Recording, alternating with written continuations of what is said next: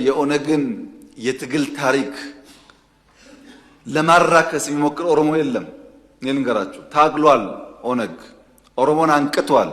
ኦሮሞን አደራጅቷል። ምንም አይናቅም፣ ክብር ይገባዋል። ነገር ግን አሁን ያለው ዘመን አሁን ያለው የሊደርሺፕ አፕሮች ያኔ ከምናቀው ጋር ይለያል። ለዛ ደግሞ የተዘጋጀ ኃይል ሲኖር እንዲሁ ሰብሰብ ብሎ ማክበር ጥሩ ነው የሚሆነው። መናናቅ ሲጀምር ኒው ጄኔሬሽን ብቻ ለሚናቀው። ለምሳሌ በትግራይ አይታችሁ ከሆነ ታደሰ ወረደ ማለት እድሜውን በሙሉ ወይም ጻድቃን ማለት እድሜውን በሙሉ ትግራይ ታገለ ነው። በትግል ደረጃ ደብረጽዮንና ታደሰ ወይም ጻድቃን እምብዛም አይለያዩም፣ አብረው ነበሩ። አንደኛው ጥሩ ሌላው መጥፎ ሊሆን አይችልም። ግን እየወደቅ ስትሄድ ልክ እንደ ውሃ ነው። እየወረቅ ስትሄድ መሽተት ትጀምራለህ። ማራከስ ከጎን ይጀምራል። ኦነግ ጋር ብትሄዱ እንደምታውቁት እኔና ጋሽ ዳውድ ኢብሳ ይለያያል እሳቢያችን።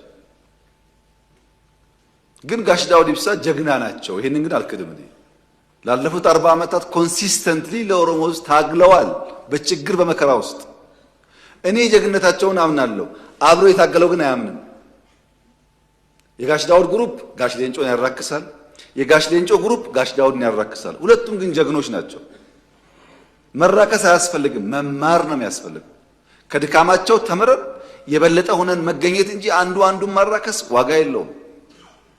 ሲሚለርሊ ቲፒኤልኤፍ የትግራይ ህዝብ ያደረገው ተጋድሎ፣ የአማራ ታጋዮች ለአማራ ያደረጉት ተጋድሎ፣ የአፋር፣ የሶማሌ፣ የቤኒሻንጉል፣ የጋምቤላ ክብር ሊሰጠው ይገባል። ነቅተው ለማንቃት ሞክረዋል።